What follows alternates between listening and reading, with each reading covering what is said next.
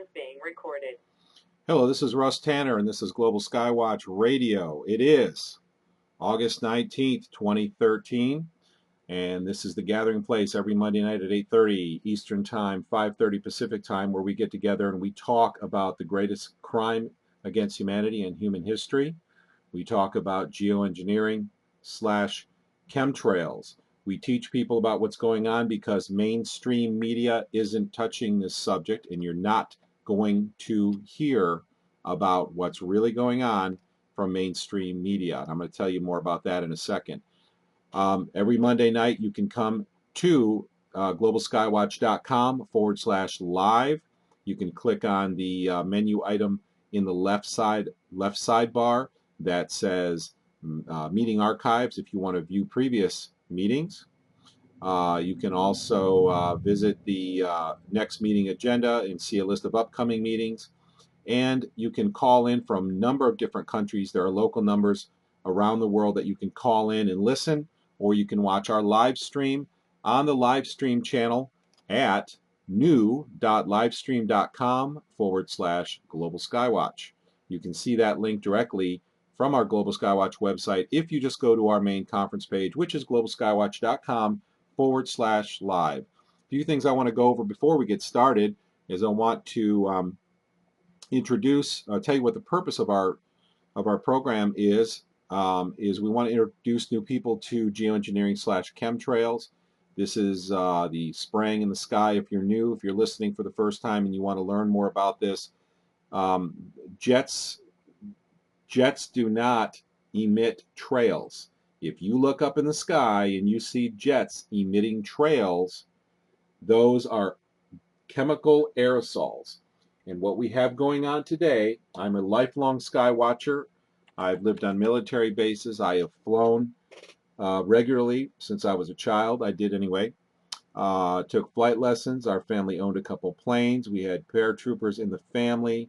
One of our family members had thousands of jumps out of planes. I used to go up in some of the planes or go to the drop zones and watch them fly. I've driven across the United States, collected aircraft pictures since the time I was in elementary school. And in all of this traveling, all of this sky watching all my life, I have never seen a trail come out of a jet engine. Had I ever seen a trail come out of a jet engine, I would have wondered what was wrong with that jet. I would have wondered what kind of malfunction was taking place that would cause such a very strange thing to happen to that jet. If you look up and you see trails come out of jets, do not let mainstream media fool you. Do not let the newly written textbooks fool you. Do not let the teachers or the educators or any other source of misinformation or disinformation fool you. Those are chemical aerosols. And we are confirming that those chemical aerosols contain toxic metals such as aluminum and barium, because we are finding high levels of these metals in rainwater. My test I did here outside Bangor, Maine, 600 micrograms per liter, 300 micrograms per liter of aluminum in our rainwater.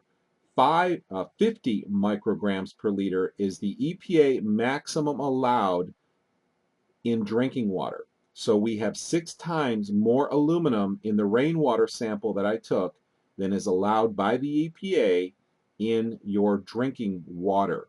We are getting reports, and we have a repository of tests from around the United States and around the world of these tests that have taken place that people have done and allowed us to post or posted themselves.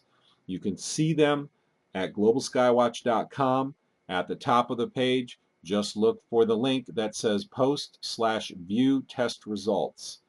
You can also go to geoengineeringwatch.org and you can find a whole slew of tests there as well. This is very dangerous because elevated aluminum in rainwater changes the pH of soils. It hinders plant growth. It hinders crop production, and it becomes part of the plant's content. So when you eat it, you're going to be exposed to more aluminum. The particulates are so small that HEPA filters will not remove them, and they go right through your lungs into your bloodstream. So some people, like myself, have immediate, very, very quick, almost practically immediate inflammatory reactions. This can be particularly dangerous to the heart, and if barium is in the spray for that particular day, it will lower potassium, and if you are susceptible, you can have your potassium lowered enough that it can even possibly induce a heart attack. This is what happened to me in 2011. Nothing wrong with my heart, no functional issues with my heart. All I had was very, very low potassium, which can cause a heart attack. In fact, barium is used in animal testing laboratories to artificially induce heart attacks. You're not going to hear about this on the news. You're not going to hear about this in school. And in fact, the disinformation is so thick that now they are teaching your children in in the public education system that these trails coming out of jets are normal, harmless condensation trails. This is a lie.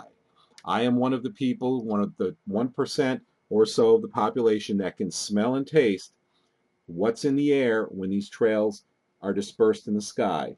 If they're flying really low, it takes about 30 minutes plus or minus to start smelling and tasting the trails. If they're flying at medium altitude, it can take an hour to an hour and a half.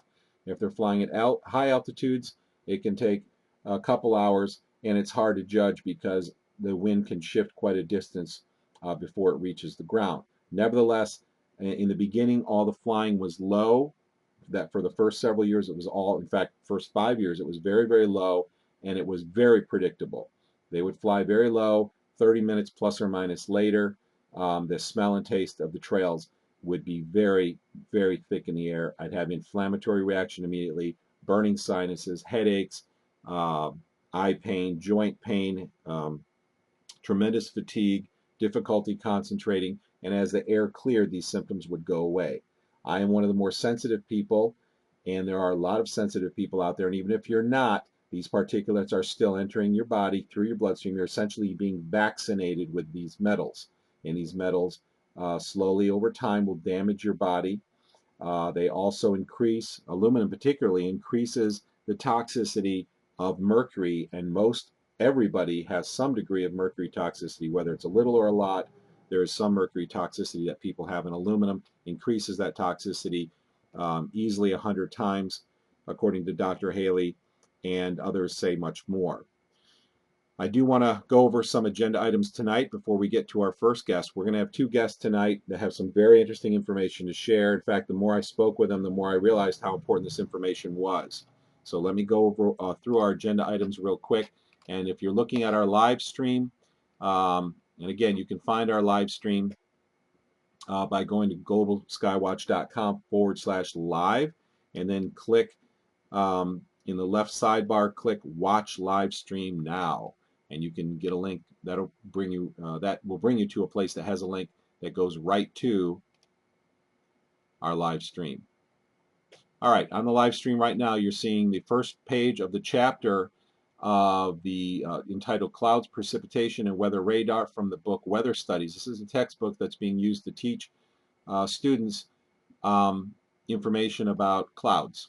And the problem with it is that they're teaching your children, your friends' children, that these clouds that you see in the photograph in the upper left are harmless condensation trails. In fact, if you look, let me zoom in on this, you can see that the caption for this picture says contrails form when hot, humid exhaust from jet aircraft engines mixes with a cold, drier ambient air. That is a lie. That is a lie. Contrails are so rare that most people will never see one in their lives. And in all of my sky watching, this is why I never saw them, even though I lived on military bases, traveled all the time, watched the sky, collected aircraft pictures for years, and had thousands of pages. Never could I find a picture, or never have I seen, even though I lived in the busiest airspaces in the world, a trail come out of a jet engine. If you happen to be looking at an aircraft that had a Rolls-Royce Spey 500 series engine, some of those engines used water injection. And so there were some jets where you might have seen a very, very faint trail because of the water injection. Those were used on a few aircraft that are still in service but not very common, such as the BAC, the British Aerospace 111. It's that aircraft is still in limited service, so but by far the aircraft that you're going to see are not water injection. There's very, very few by ratio, very, very few of those in the air. So you should virtually never see them. This is why I never saw them in all the time I was growing up. Let's go over some agenda items and get to our first guest before I go any further. I do want to let everybody know that if you want to be notified about these events, you can join our Wigio group, and you can find the link to the Wigio group by going to globalskywatch.com/live. We have a link there to that. I want to tell you about a few projects we have going on. First, before I forget anything, before I say anything more, the 25th of this month is the Global March Against Chemtrails. If you don't know of a global march in your city, please go to Facebook and look around for. I wish there was one central place. I mean, we do have some of the locations listed, but I know it's happening all across the world: Australia, the UK, Ireland, Scotland, other countries in the EU. Most states in the United States are having these marches. We're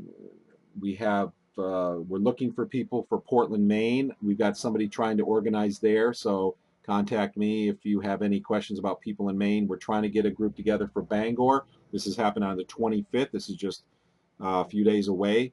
So please get involved in that march. You can go to our Facebook group and you can see a big banner across the top that serves as a nice friendly reminder of the march and the date, which is on the 25th of this month. So go to globalskywatch.com and click on our Facebook link up in the header so you can go to our Facebook group. I do want to remind everyone that we have End Geoengineering signs. We designed a website called endgeoengineering.com, which is specifically designed to educate the public about this subject. It's a very simple, easy to navigate website, and it has a lot of links to other websites that people can go to get more detailed information. It also hosts the full high quality video for both what in the world are they spraying and why in the world are they spraying, so people can easily get to those videos and watch them, and those are great introductions to this subject. So endgeoengineering.com is that website. We have signs specifically to bring people to that website. These signs are great to put in your front yard. In fact, they come with a stake you can put in the ground. I have one in my front yard right now, and I have pictures on the Global Skywatch website of several other people and myself that have that sign in their front yard. You can also use them at marches or demonstrations if you want to just drill a couple little holes and put a little rod or tie it with string or tape it up to a little piece of wood. You could use it as a sign to march around with. You can put it in the front or your back window of your car when you're going to the grocery store and you park your car. You can use it to help wake up people who are walking through the parking lots. You can find those signs by going to globalskywatch.com, scrolling down the home page a little bit. In fact, if you're on our live stream, I'm going to show you how to get to it right now. We have a lot of these signs that we had printed up, and we don't make money on these. We actually price them, so if you get them shipped to the East Coast, it's almost exactly, or to the West Coast, it's almost exactly what we're selling them for. If it's on the East Coast, the shipping is a little less, so there's a couple dollar tolerance in there. But we try to make them as inexpensive as possible. Plus, if you want 2 or more, you can email me at russ@globalskywatch.com, and we can get up to 3 in a single package, which will save shipping, and we'll actually work up the actual shipping price for you.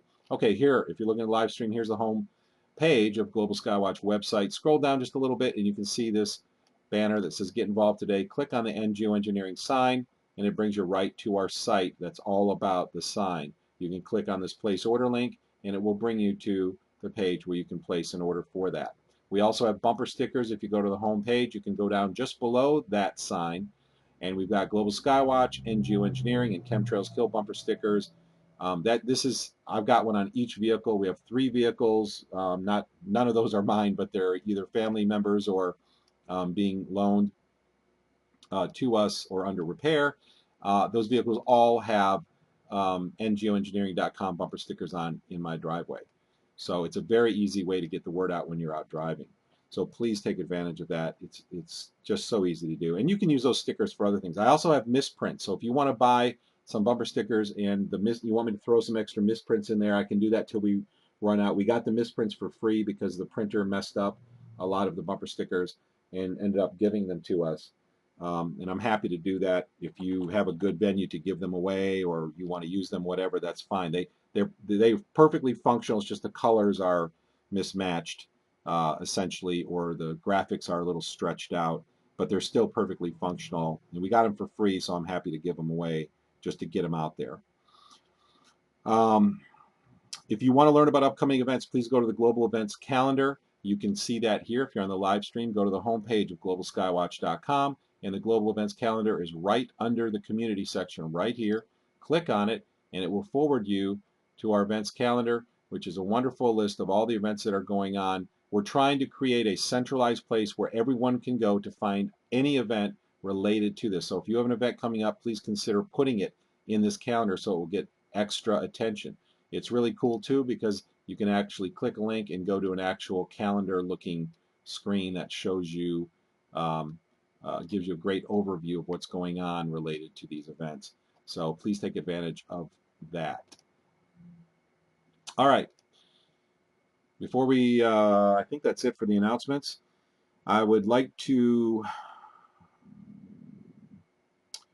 I'd like to invite you all to visit our Facebook page again. That is, we have over 10,000 members. We have grown very rapidly. We're getting probably close to 50 people a day. Actually, probably over 50 people a day are joining. So that's quite incredible, and we're very happy about that. But we need to get those people motivated and actually doing something for the cause. All right, I'm running over already, but I wanted to give you all those really important announcements because we really, really have to get this information out there and give you the tools that you need to make this work. All right, let me get started with our first guest. Let me look up in my notes here so I can bring our first guest here and unmute their phone. So give me just bear with me just a second.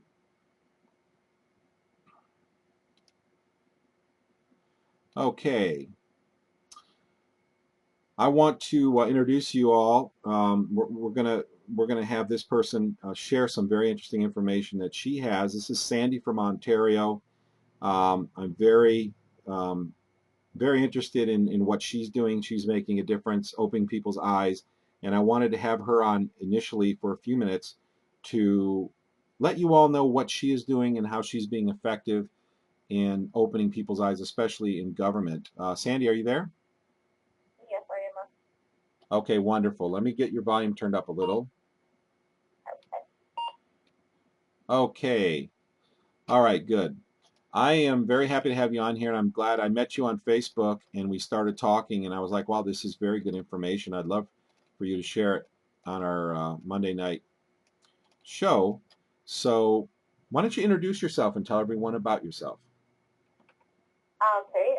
Well, I'm Sandy. I'm from close near London, Ontario. I became aware of the geoengineering program probably about a year and a half ago. I had a friend who contacted me about. Sandi, are you there? Sandi? Well, I'm sorry, Sandi, if you can hear me, your audio has dropped out. It was kind of faint to begin with, and I was worried we might have some problems. So, you still there, Sandi? Sandi? Oh, bummer. Sandi, are you still there?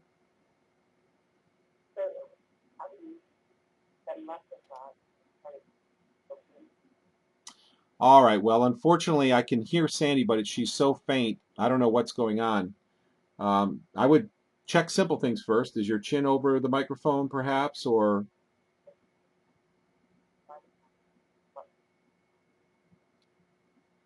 I can see your audio. Well, let's try one more time. I don't give up easily. Let's see. Tr Try saying something, Sandi.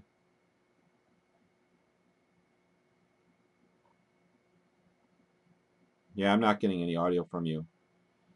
Okay. So sorry about that. I was really hoping this would go smoothly. What a bummer. Okay, well that's all right. We will do it again, or perhaps if you can try calling back in and we can try to get your audio, and I'll keep an eye on the console and see if you call in or we get better audio. Again, I don't like to give up, so let's try one last time. Can you hear me, Sandy? Oh, I can just barely hear you. You're fading in and out, but it's really, really quiet.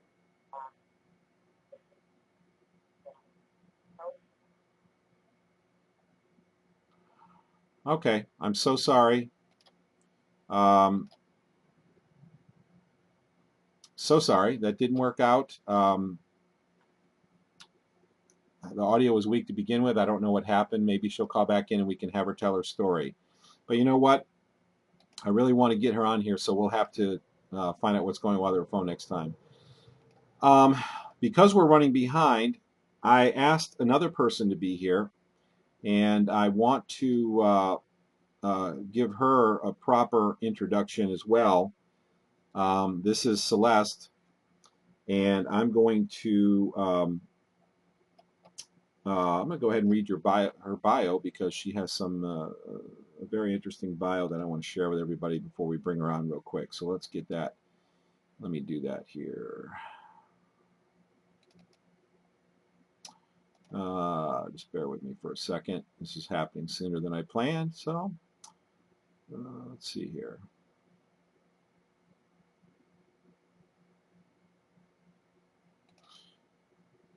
Okay, here we go. All right. All right, here we go. Let me, sorry for the technical difficulties, but for some reason our phone line is getting disconnected from Sandy. Let me introduce you to Celeste. Let me make sure we've got Celeste on the console real quick here first. Give me just a sec to check that. Nothing like juggling all these windows at the same time. There we go. Okay. Okay, I'm going to introduce everybody to Celeste, and what I want to do is I want to read her bio real quick so you understand who we're talking to.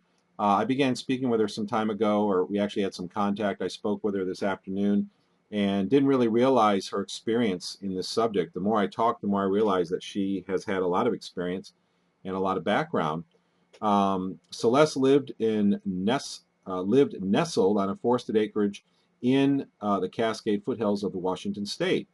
During the 90s, desiring to live a simpler and healthier lifestyle, she purchased 3 milk goats, 10 laying hens, and 2 guinea hens, which were hobby pets. Celeste makes her own cheese and, along with her business partner, has an international beauty product line, Shepherd's Heart, making beauty products from the rich milk from the Kinder goat. Celeste is a mother of 2 daughters and 6 grandchildren. This grandmother currently lives in an undisclosed location.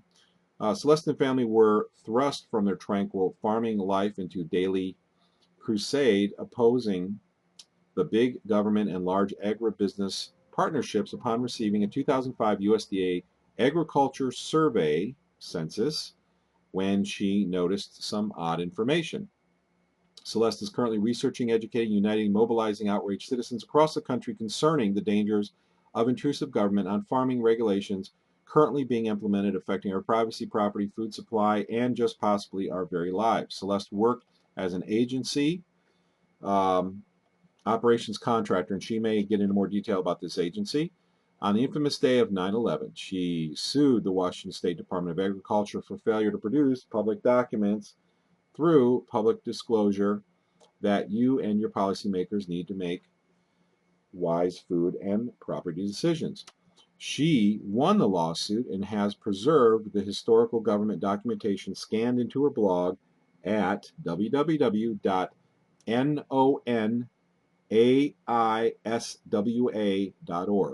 Celeste works closely with other freedom and liberty loving farmers engaged in the monster of all food fights, exposing evil and corruption wherever they may be found. Celeste is a popular talk show guest on a wide variety of shows such as Coast to Coast, Steve Quayle, Catherine Albright Show, Metro Farm, Power Hour, Greg Everson Show, and Downsized DC. Her engagement against the corrupt agriculture also covered in mainstream media. It has also been covered in mainstream media. Celeste will lead you on a shocking journey through the intrigue and the abusive and corrupt agricultural regulatory system. It is a convoluted web of government partnerships, international agreements, and treaties, RFID, constitutional rights, privacy, and word redefinition. Celeste Travels takes her everywhere from the marbled halls of government, effectuating real change, to protesting the RFID cancer chip mobile under the American flag at her local grocery store. Learn how you can join Celeste as she battles for the simple joys of food, good food, small farming, and property ownership. All those things sound really important to me. Celeste, are you on? Yes, I am.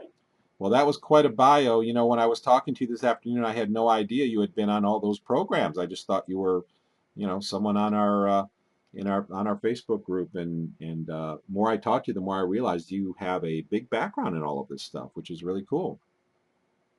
Yes, unfortunately, I have a big background in all these things. I wish I didn't.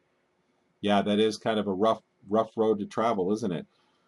Well, let me just say, I know that you have a tremendous amount of very interesting information. Um, I think we were going to start talking about what you had learned regarding chemtrails in the early 90s. Would you like to start there? Sure. Basically, I started I'm an early chemtrail watcher, and I started in the mid-90s, and we lived on a rural 5 acres, and there were a bunch of people at 5 acres, and we noticed these trails in the sky, and when they went over, we would all get a sore throat and sinus and colds and even pneumonia. The next thing we noticed were these crystalline blobs, and I think you might have a picture of that. But that particular picture was from Scotland. It was covered in the Seattle News, and they even did a special 1-hour program in the evening about these mysterious blobs that hit in Everett on Casino Road. And I think Will Thomas went on Coast to Coast with Art Bell and was hearing with him about this same incident that I got an opportunity to experience. And I did recover some of those crystalline blobs on my farm and triple baggied them and put them in the freezer and tried to get a lab to figure out what pathogens were in there, but I was unsuccessful. Those were the very early days. I mean, you're talking probably 1997 or around there that happened.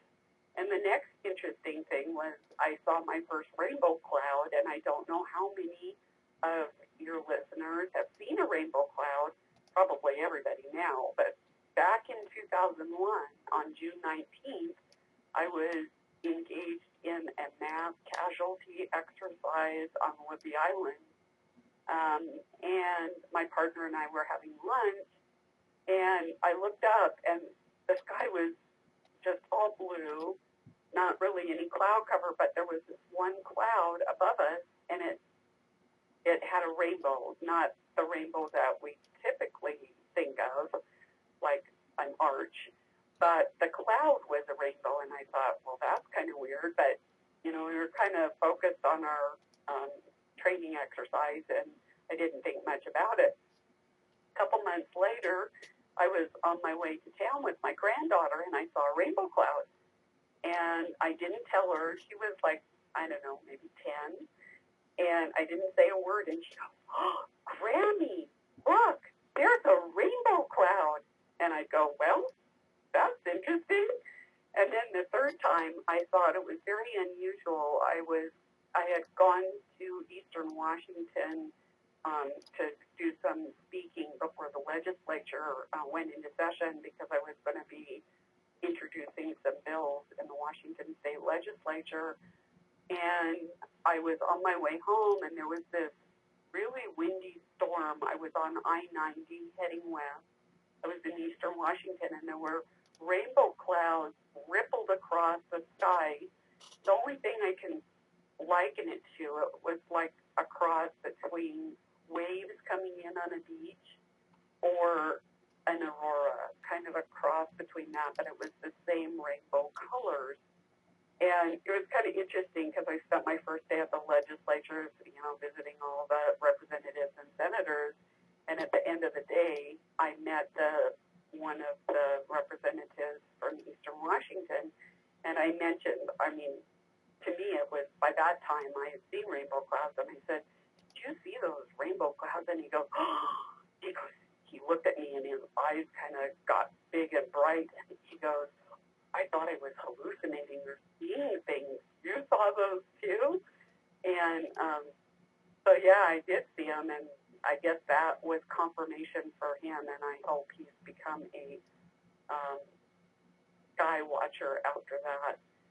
That very same day, there were these black spider clouds, and they really looked like black tarantulas. They had tentacles hanging down. And I just recently contacted Weather Underground, the chief meteorologist, and he said he did not have an idea what nature those clouds were. They're kind of low-hanging. He didn't know what they were, and I didn't have a picture of it, but I just saw them this past May. Again, it was only the second time I've seen them. And the last thing I on the chemtrails, that was kind of interesting is I was going to do an article on invasive species. And so I went, at the time I was living in western Montana, and there's a little town near Libby, and they have you seen those boat checkpoints? What kind of checkpoints? Boat. They make you pull off and they inspect your boat. It says you have to pull off. It's mandatory. Actually, I haven't seen those, no. Okay. Well, you're fortunate. Here in Montana, I don't get out much. And you can't go anywhere without, and Washington too. Anyway, I was going to do an article on these invasive species checkpoints, and I snapped a bunch of pictures. It was the middle of the day. Didn't think it was kind of an odd glow. I remember when I was taking the pictures, but I was kind of focused on my mission. And when I got back home and put them in my computer, I noticed that they were like fluorescent pink. The sky was fluorescent pink. Not everywhere, but where the chemtrails had been, it was just like this bright fluorescent pink, and I think you have a picture of that too. Yep, I've got it up right now. Yeah, so sometimes you can see that pink haze, and it was shortly after that experience in 2010 that I noticed that this pink that was in the sky was starting to get in my plants. You can imagine what I thought when I saw pink celery, up in the veins. The celery was, instead of green, it was turning pink. And I think I have a picture of that too. Yep, that's up now too. Yeah, so that kind of brings us up to 2010. And in 2011 was a very unusual year. We lived at the top, at 6,000 feet on top of a remote mountain in the Rocky Mountains, and had a farm, organic farm. No pesticides had ever been used.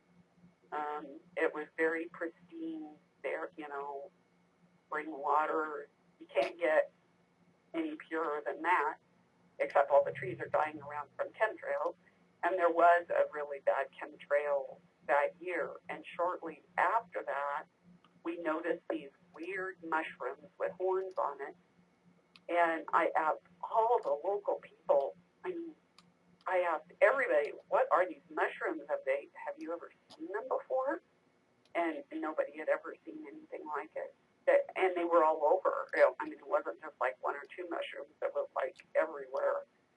And there were other kind of mushrooms, but I didn't take pictures. And it's my understanding that a lot of people following chemtrail bad spray days are finding some very unusual mushrooms. think there's another person on your site that shows a picture of this big, huge mushroom. So we're getting these weird fungi from the sky. Yeah. Sure. Yeah.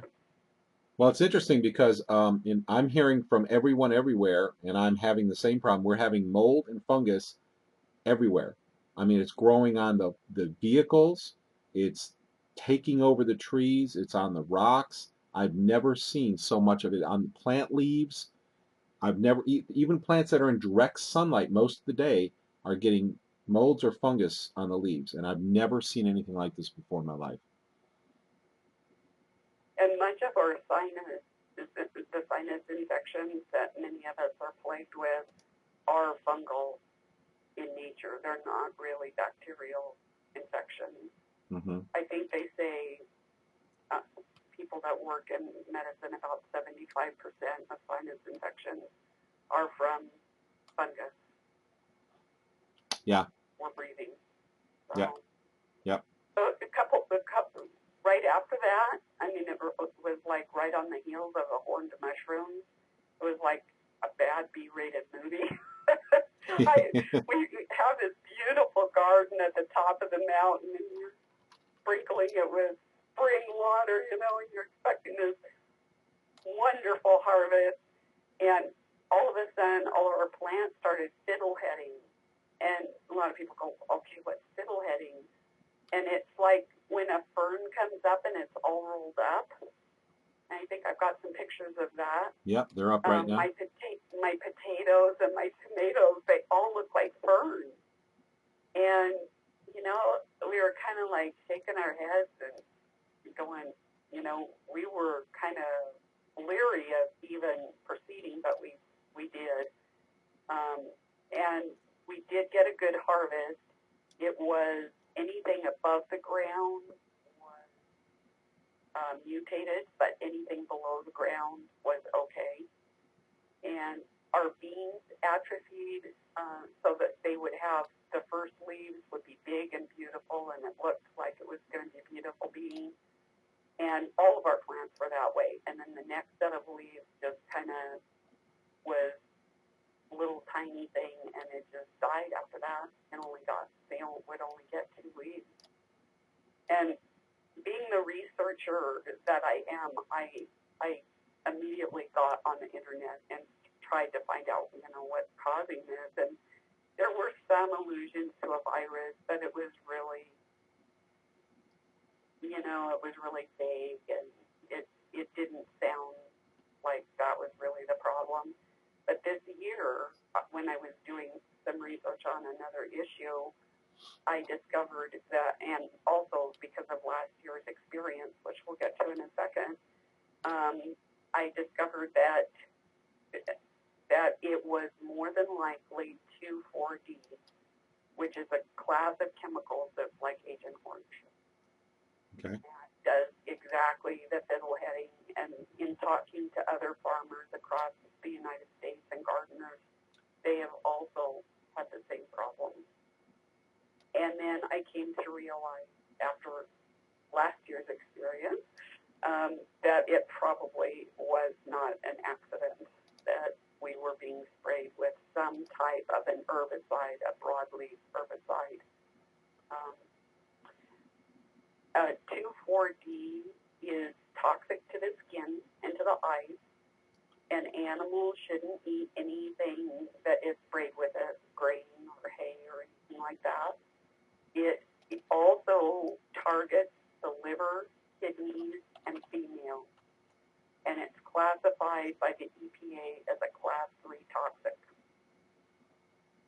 And I'm not sure if your listeners are aware or not, but the chemical testing on Americans has been going on since before World War II. There's a lot of research. You can get the documents on it. There's books written on it. Right now, we're in the middle of this big policy and legal battle where they're especially favoring giving up animal testing, and they're going to be using humans instead. And basically, it's unless we protest it they consider that we are consenting to it, to being tested and experimented on. Yeah, that's a very important point with all of this, is that if we don't actively get out and contest these things, then we are consenting.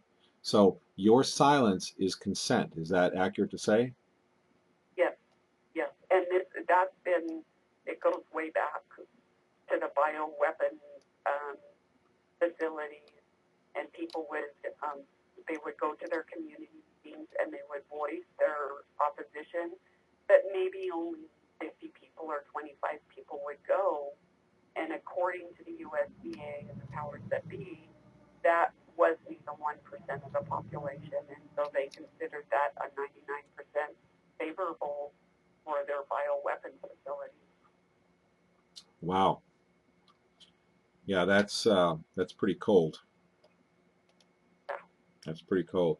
Well, you want to, I would love to talk more about this 2,4-D. You said it was related to Agent Orange, right?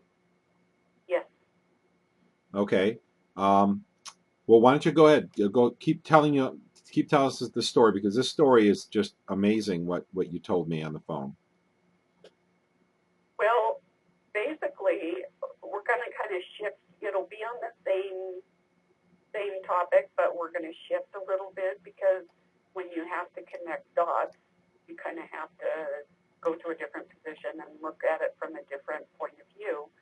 And given my farming, legislative, and governmental work, I've been involved in lobbying and fighting these powers that are doing these types of things for quite some time. So I mentioned this invasive species checkpoint that I was doing an article on. And basically, it is a UN program. It's contained in 3 documents, which are 4,500 pages. Each one is 1,500 pages, called the Terrestrial Health Code, and now it's just referred to as the code. And it basically spells out Agenda 21. If your listeners are familiar with Agenda 21, and how it would affect you, you and me. Like here in Montana, we have these boat checkpoints that I mentioned, and they're checking for, there's this list in the terrestrial, I'll just say it's the code, that way I don't have to say this long thing every time. In the code, it spells out what plants, animals, humans, fish are invasive and alien. They're kind of spinning off the fear of aliens. Okay, we're losing your audio just a little bit. Okay, not sure what to do. That's better right there, much better.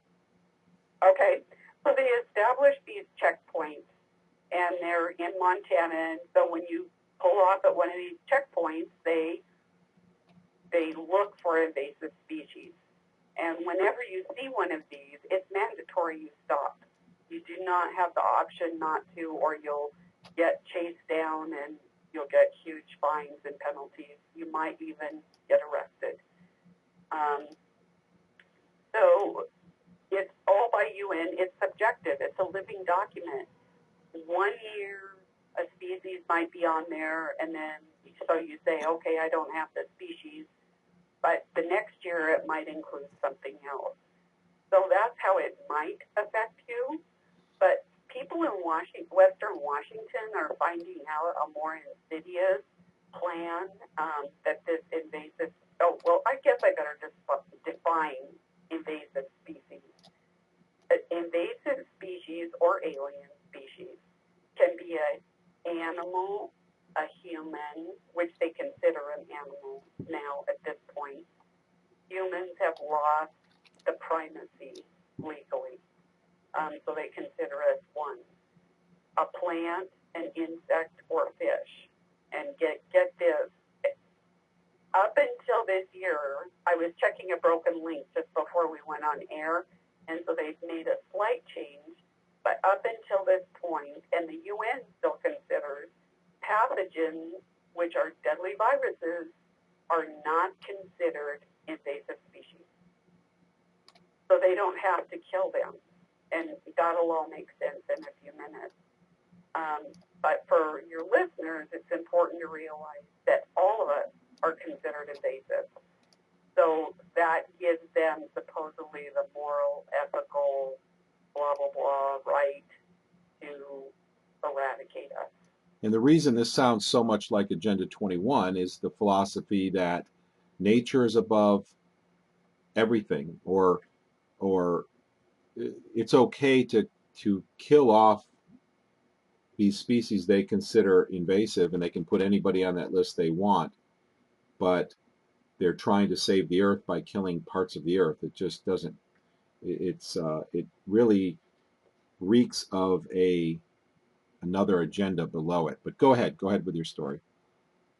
So in Western Washington, residents are getting hit with a different thing than the checkpoint. So there's a weed list, and it's hundreds of weeds, thousands of weeds. And it's interesting that some of the most medicinal weeds that there are that can treat diseases of all kinds are on that list for eradication. But in Washington, what they're finding is they're getting a notice in the mail, and the government is fining them up to $1,000 a day per week. You can easily lose your property in a week. Okay, so $1,000 a day per weed if this is found on your property. Per day. Per day, if one of these weeds that is listed as invasive is found on your property. Right. And what's considered invasive today isn't necessarily considered, they never delete any, but they just add to the list. So there may be more the next day. Right. So it basically gives them the power to take over your property, or at least you're going to lose your property if they just want to come and look at what you got on your property. It's just insanity. But go ahead with your story. Well, they don't even have to go look anymore. What they do is do it by satellite and do it by drone and by aircraft.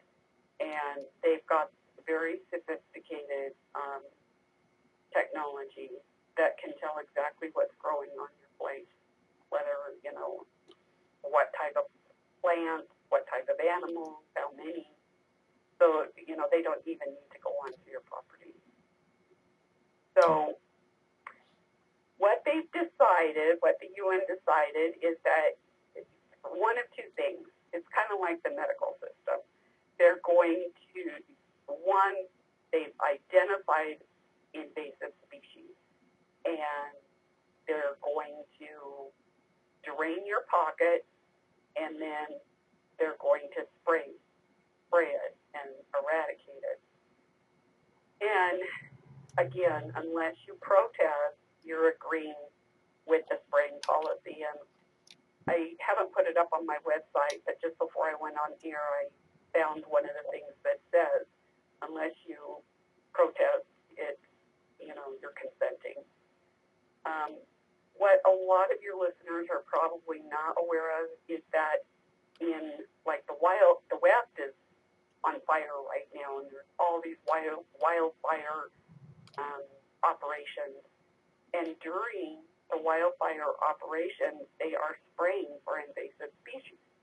And you say, Celeste, how do you know that? Because last year, 10 miles from our house, there was a staging area for a huge fire. And as I was driving by, I know what to look for, I saw the spray tanks. And I think I sent you a picture. I'm not sure if you can put that up or not. Yep, it's up right now. And it was, this particular spray truck was owned by the U.S. DOT. And so I went up and talked to the young men. I mean, they were young in their 20s, early 20s, and they didn't know what they were doing. So I kind of asked them if they knew what they were doing. They just do what they're told, basically, right? Yeah, and they told me exactly what they were doing. They were spraying for invasive weeds here everybody's eyes were burning. You couldn't see the mountains. Everybody's choking. Their noses are all congested. If you think of chemtrails, think 20 times worse, because the whole thing started with a chemtrail, a big chemtrail event, and then the mountain caught on fire, and it was this time last year, and so nobody could breathe. And here they are spraying herbicide, which is the 2,4-D. They're also spraying, sit down, glyphosate, which is your Roundup Ready chemical that's in genetically modified foods. So they're also spraying that. Okay, so that's one of the things they're spraying out of these big contraptions that I have a picture up right now of. Well, what they do is the planes would come down to the staging area. They would suck up the herbicides and pesticides and glyphosate and whatever cocktail they had, and then they would take it up and spray it. They had, and it was a cocktail because there were these invasive weed sprays, and they had flame retardant, and they had water. I mean, it was just combined with the smoke and the chemtrails. It was a real mess. Wow. And they're also, to add a little bit more excitement, as if you were having a hard enough time breathing as it was, they're also putting chemicals in to kill mosquitoes, like for West Nile, because what the mosquito is also considered invasive. So with the mosquito, they want to do one of two things. They want to either kill it or they want to sterilize it. So here we're breathing all this in, and it's no wonder we're having respiratory issues. Yeah. Why don't you, before I forget, why don't you give people your website? Okay, I keep up on all this, and it's www.nonaiswa.org. Okay, nonaiswa.org. Yes. Okay, I'm putting it in the chat room. Oh, I tried to, but it wouldn't let me. Can you say it one more time for me? Okay, it's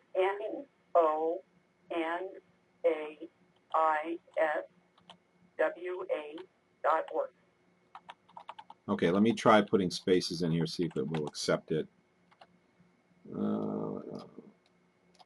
Basically, what it stands for is No National Animal Identification, Washington, so abbreviation for WashingtonState.org. That's what it stands for. Okay, so nonaiswa.org. Yes. Good, got it right. Okay, good. Basically, I've branched it out to agricultural crimes against humanity, because once I started researching and logging and pounding the pavement, and of course the chemtrails, it just was so much bigger than just animal identification. So I broadened my horizon. Well, let me ask you some questions about this because this is shocking. Before I forget, I just want to say I see Sandy's on our console listening, and I just want to apologize. If you weren't able to hear me, Sandy, your audio dropped out completely, and I tried really hard for a couple minutes to get you back, and I could hear you say a word or two every few seconds, but it was otherwise just dropping out for some reason. So we may, if you're still on, when I'm done speaking with Celest here, maybe I'll try to get you on again if you're still around. If not, we can see about getting you on next week. So I just wanted to let you know I appreciate you being on here. I'm sorry that we had that technical problem. I just don't know what that was all about. But Celeste, I do want to ask about, so basically the scenario that we have here is we have these wildfires that take place, and in the midst of these wildfires, the government is bringing up this equipment, these contraptions, and they're spraying Roundup and other chemicals, very dangerous chemicals, under the guise of killing off these invasive species. And is that about right? Is that a good summary? Yes, yes, it is standard operating procedure to do this in the U.S. Forest Service and U.S. Fish and Wildlife Service. And they're doing that now. That's part of their normal operating, the ongoing operations right now. Right. It's standard operating procedure, which is the acronym for that is SOP. Okay, and you think that SOP, standard operating procedure. So when did this go into effect? When they began doing this, to your knowledge? Well, it's been going on in my knowledge for some time. I knew it was part of the Forest Service plan to use wildfires to, let's say, get private property by certain methods. Okay. The first time that I personally witnessed a spray operation was last year. Okay. Okay. And I would like to just mention, just so folks know, that to fight invasive species, the federal government, it wouldn't make it through Congress. This was done by a treaty with the United Nations, but our president signed an executive order, and that executive order is 13112. 13112. Yep. Okay. All right. So let's get down to a couple questions. See what you know about this, or see what. Well, let me clarify this though. 2,4-D is another one of the substances being sprayed besides Roundup. You said, right? Yes. And that's a whole classification of herbicides that are broadleaf weed killers. okay. And did you mention that it has an association with Agent Orange? Yes. Yes. I think, to my understanding, that was the first time that it was widely used was during the Vietnam War. Okay, so is Agent Orange, so 2,4-D is a classification, like a wide classification of these, I guess, weed killers, but Agent Orange is within that classification. Is that how we would look at it? Yes. Yes. Okay, so so this stuff, and we don't know exactly, do we know exactly besides the Roundup what the name of the substance is being called within the 2,4-D classification, or do we not know that? I found one. Let's see. I put it in my article on the site. Let me see. Do I have that? I only have like 25 windows right now. Oh, go ahead. Take your time. Find it. That's fine. I saw one cited, but that does not mean that it is the only one by any sense of the imagination. Yep. I'm going to spell it because I don't want to slaughter the pronunciation.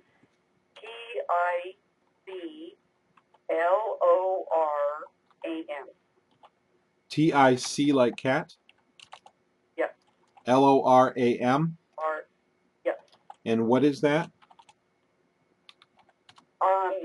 It's my understanding that that is a broadleaf herbicide that is being sprayed during wildfire operations.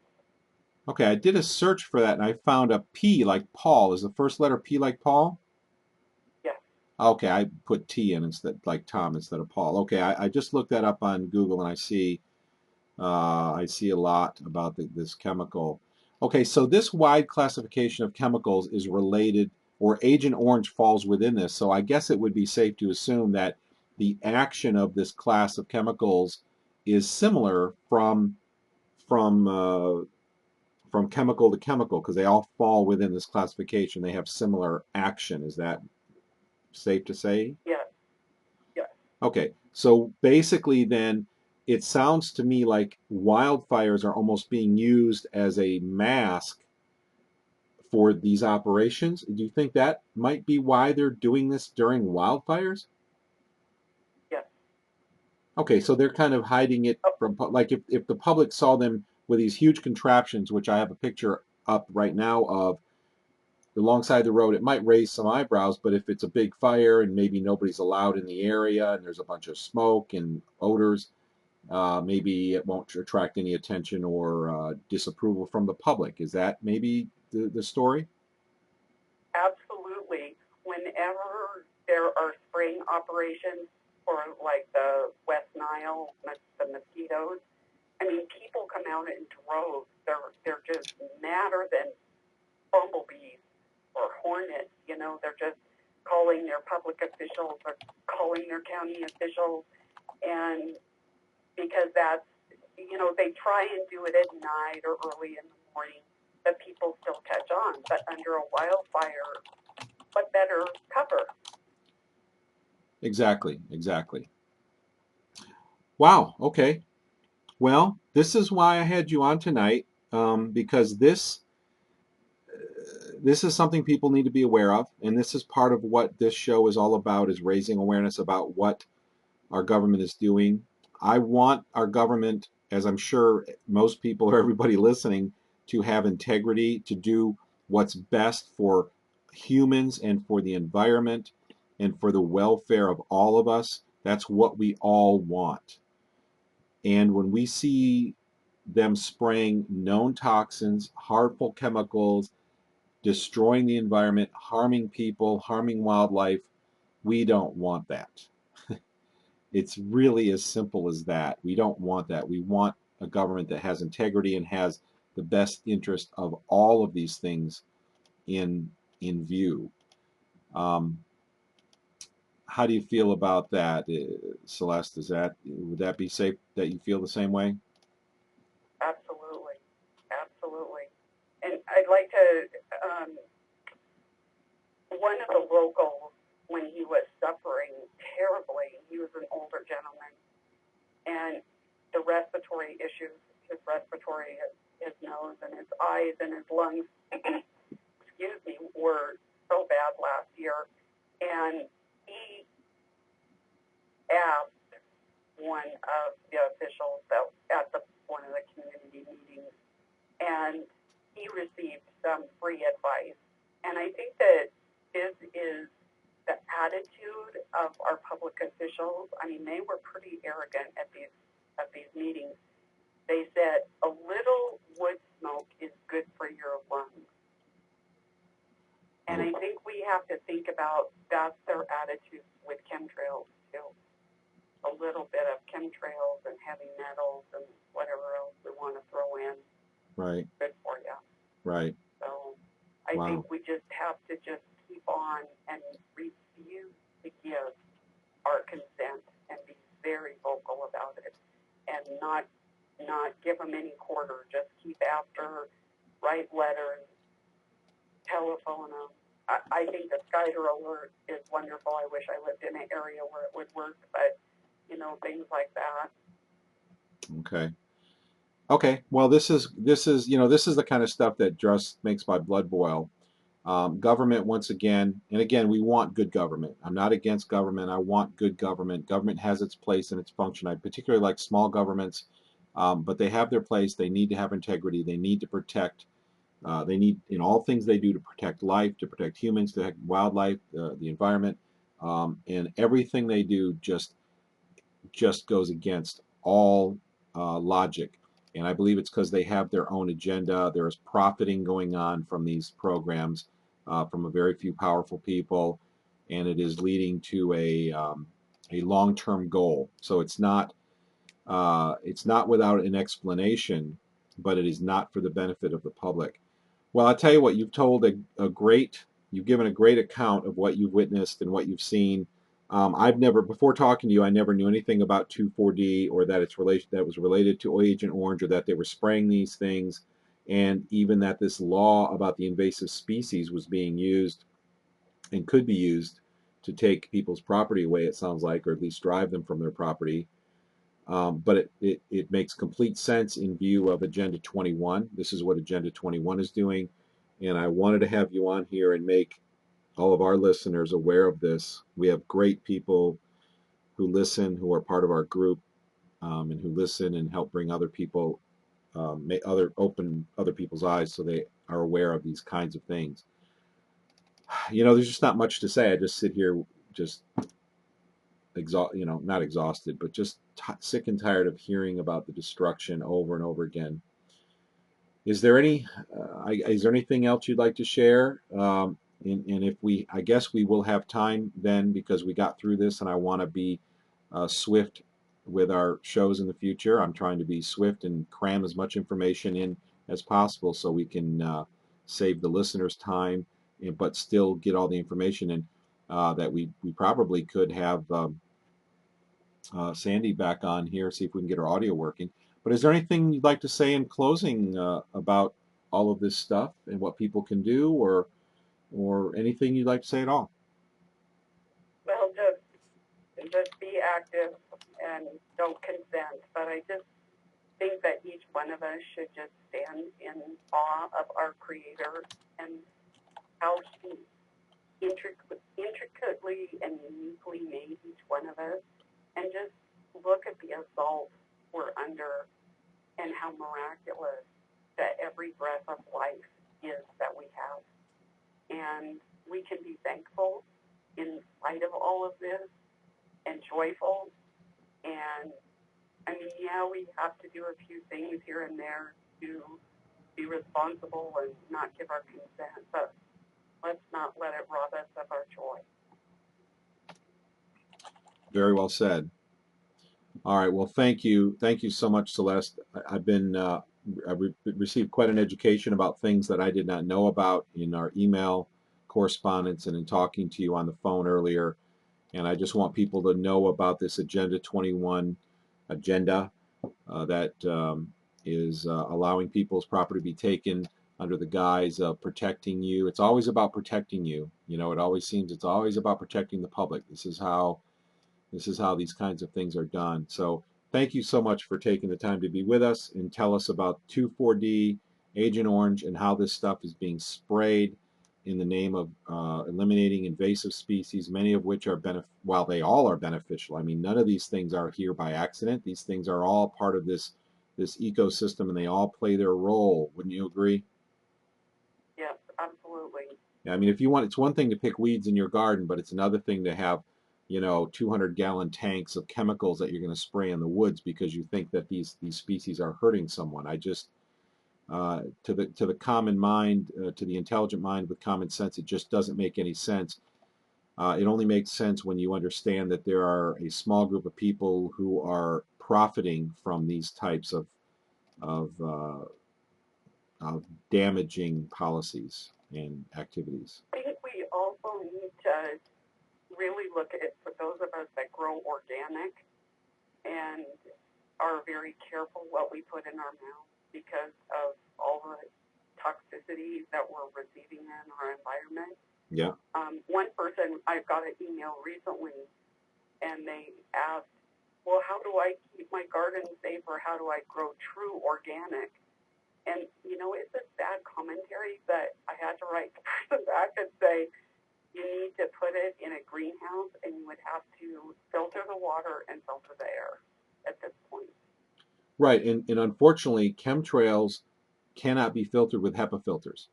And the way that I know this is that I have tested a number of air filters. I've spent a lot of money on air filtration equipment. Thank you, credit cards.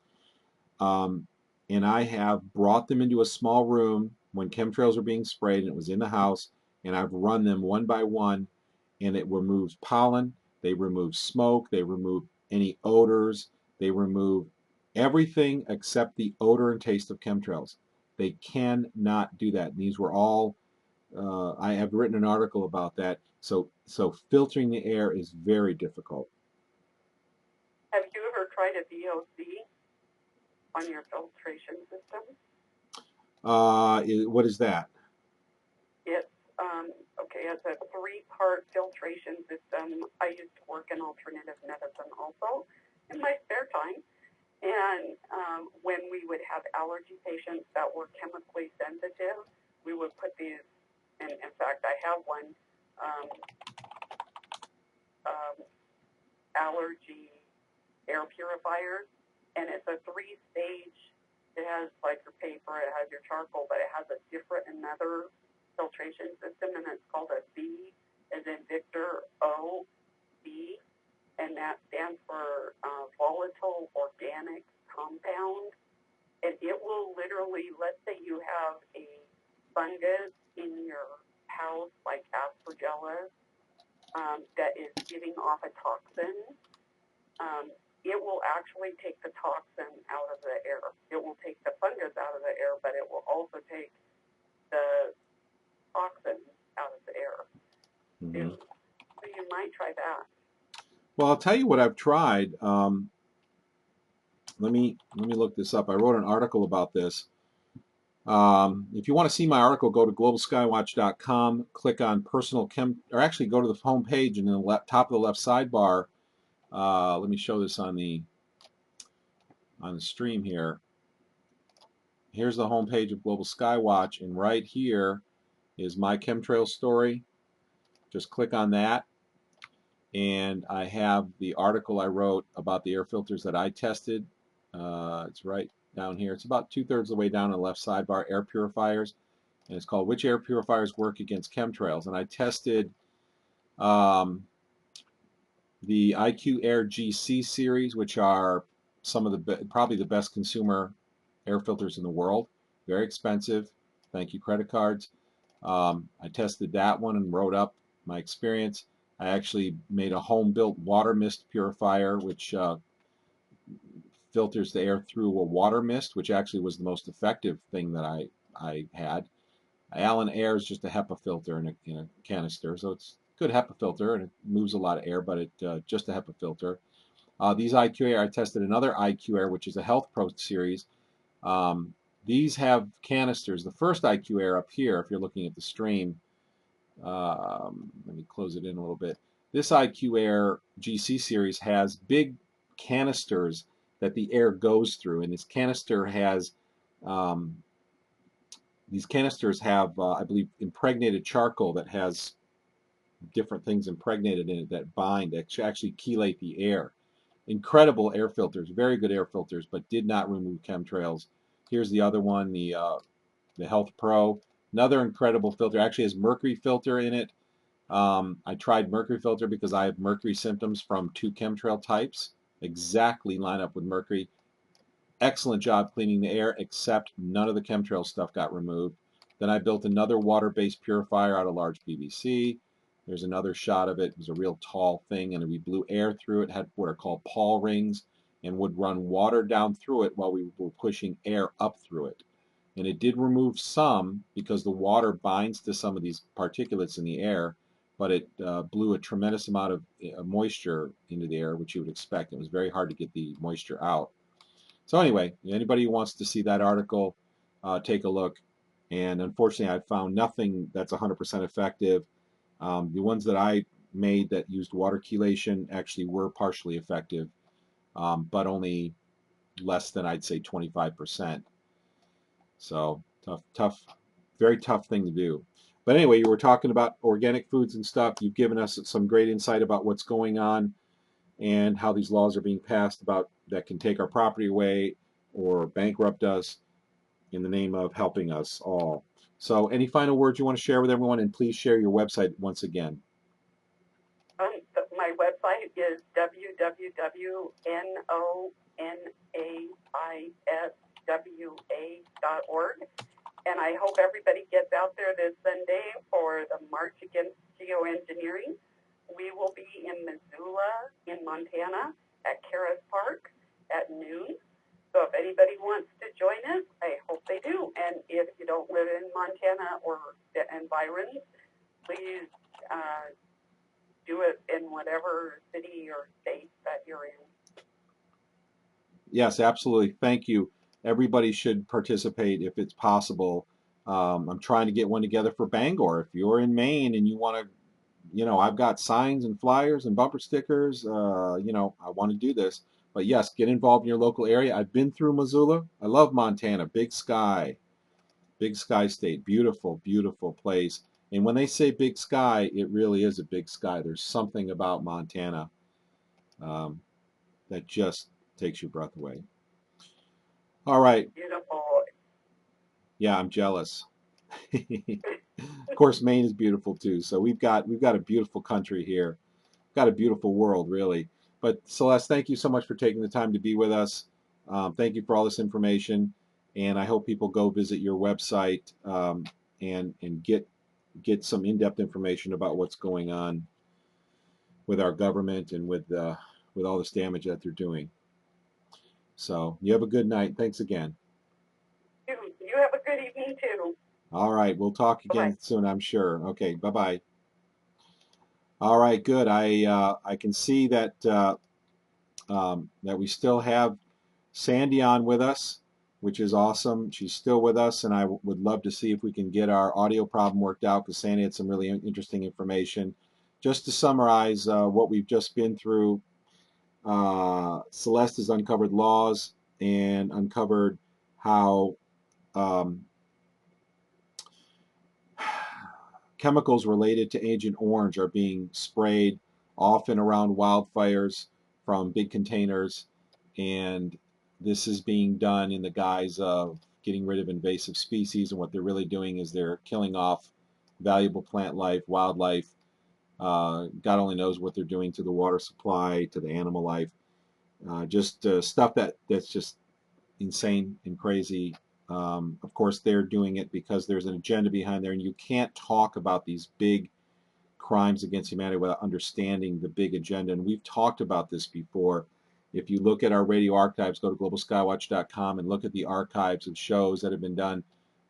Just a few weeks ago, we got into going down the rabbit hole, we called it. We got into depth about what this is all about. What do these people believe? And we're going to get into it again, too, in the future.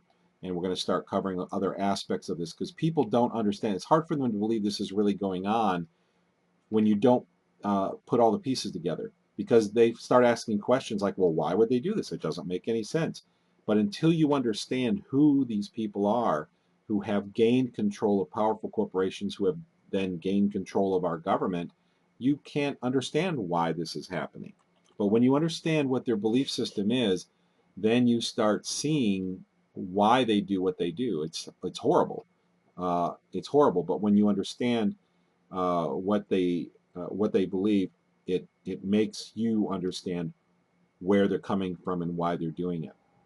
They should not be doing it. Their belief system is very corrupt, but you should understand it if you can take time to understand it. Check out our Down the Rabbit Hole program. In fact, let me bring it up on the uh, bring it up on our archives. If you look at our archive, just go to Global Skywatch website. You can click up here on the live online meetings link. And then in the left here at the bottom left, you can click on meeting archives. And then we have right here, just on July 15th, we did a show called The Dark Forces Behind Geoengineering, a trip down the rabbit hole. And we have it right here. We have a video goes along with it, or you can listen to MP3 audio on your phones or other mobile devices. Please listen to that. There's a lot of information there you won't hear in other places. It's very hard to come across some of this information. So, but anyway, I do want to move on real quickly, and I want to talk to Sandi and see if Sandi can fill us in, and we can hear her audio a little better. Sandi, are you there? I'm here. Good. Boy, that sounds a lot better than it did before. I'm sorry your audio dropped out. I tried for a couple minutes to get you back, and I heard a word come in and out here once in a while, and it would drop out. I don't know if you could hear me or not, but something just fell out. But can you hear me okay? Yeah. Yeah, I can hear you. What a fantastic guest you just had on. It's full of information. It was really good to hear that. Yes, yes. People, I've never heard this before. I've never known that Agent Orange related chemicals are being sprayed in the name of saving the world by killing weeds. This is unbelievable. But it goes right along with Agenda 21 and all this other stuff that's going on. Well, I'll tell you what, you have a really interesting story to tell. Why don't you introduce yourself to everybody so they know who you are and where you're coming from? Okay, well, my name is Sandi. I'm a mom of 6. I have 2 boys and 3 girls, and they recently I just became a grandmother, which made me more determined to deal with what's going on in the world today. I became interested, I guess, about a year and a half ago, when I was first told about these trails in the sky. And although I had noticed them, I did not know what they were. And a friend of mine that I was speaking to had put some phone calls into different government avenues and was told that. Okay, I tell you what, Sandi, just make sure you speak nice and loud and clear into your phone, because it's a little bit hard to make out what you're hearing. I want you to be real clear to everybody. Okay, is that better? That's better, yes. Okay. So he had initially told me this about these chemtrails, and he had made some phone calls to different government agencies and was told that they were non-existent. It was even referred to as a conspiracy theory. But it piqued my interest, so I began looking into what this was all about. And along the pathway, learned about GMOs.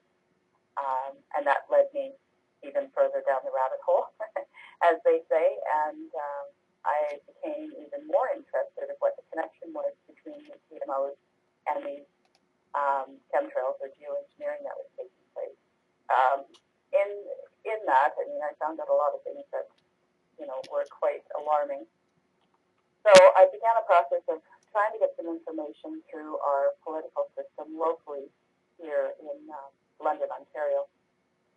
And my initial contact was with the local politicians, the mayor's office, to see if they could give me any information or put me in any direction, as to whom to ask or what was going on. And I was directed to contact the health unit and the airport. So I had contacted both. My response that I got back from the CEO of the airport was that he had never seen any of these trails in the sky, which was quite comical. Being the CEO of an airport, I guess this man has never looked up into the sky. However, I did and was able to get in contact with an individual at the health unit who had absolutely no idea about these weather modification programs that were taking place, and seemed somewhat skeptical until I was able to direct him to a Canadian government website that, and I think a lot of Canadians do not know that we have a Weather Modification Information Act. And in that act, he was able to read that there were, in fact, weather modification programs. And when he hit the word chemicals, the sound of skepticism in his voice dropped immediately. And we continued that conversation probably for about a good half hour later, where he had several questions as to what engineering was all about. And I continued to send him a little bit of information here and there. He wasn't able to help me as far as really knowing who to contact. He said he was going to speak to a colleague and see if he could get some further information, but I haven't heard anything back.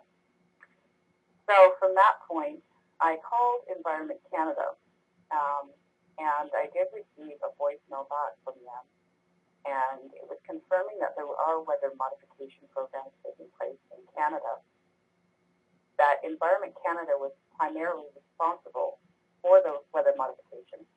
However, each province was responsible for issuing its own permits according to their weather modifications. And I was also informed through the Freedom of Information Act office that there should be documentation there, because it's supposed to give 10 days notice prior to any program or project that they're going to be doing. She also indicated to me when I was speaking to the Freedom of Information Act, a lady by the name of Liz, that she would put me in touch with the meteorologist. Apparently that's the avenue they wanted to take, because I did send out an email to the Environment Minister of Canada, as well as all the environment ministers for each and every province and territory of Canada. And I only received one reply back, and that was from the Minister of Nova Scotia.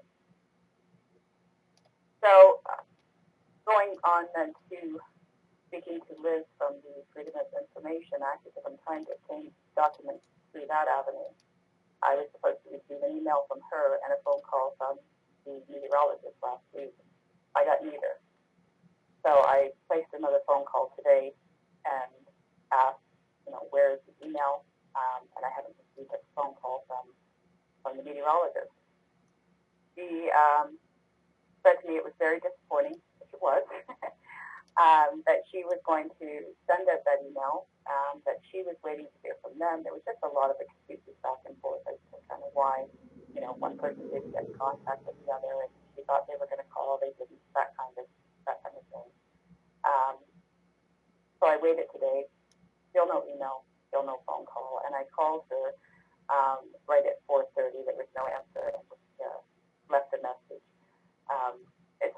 hoping to get some information prior to the 25th. I doubt very much I will, but I'll continue to call, and at this point I'll be calling every day until they do respond.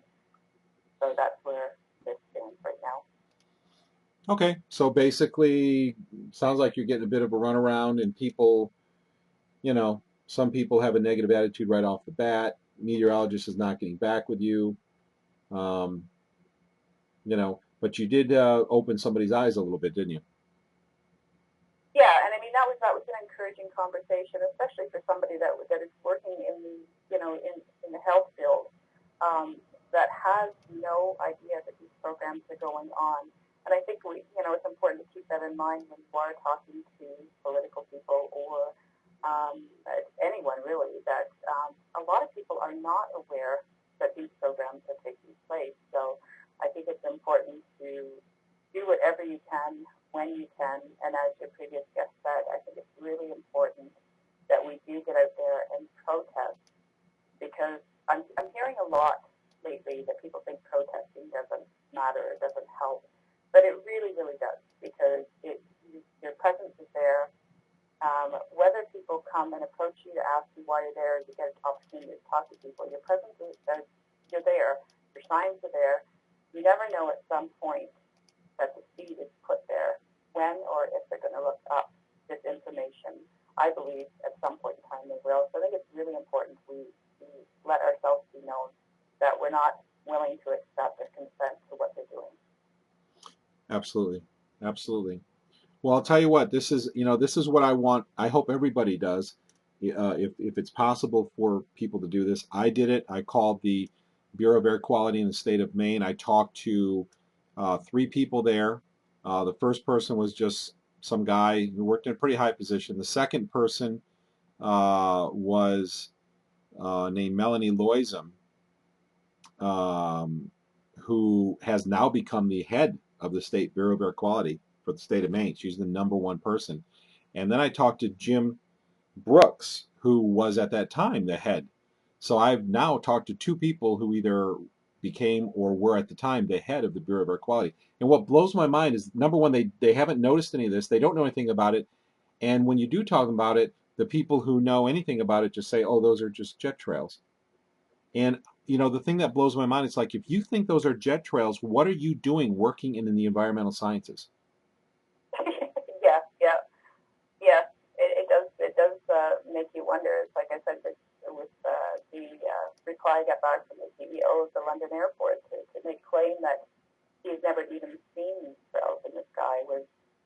I expected at least to be told the common story that you do get told, oh, they're just contrails, don't worry about them.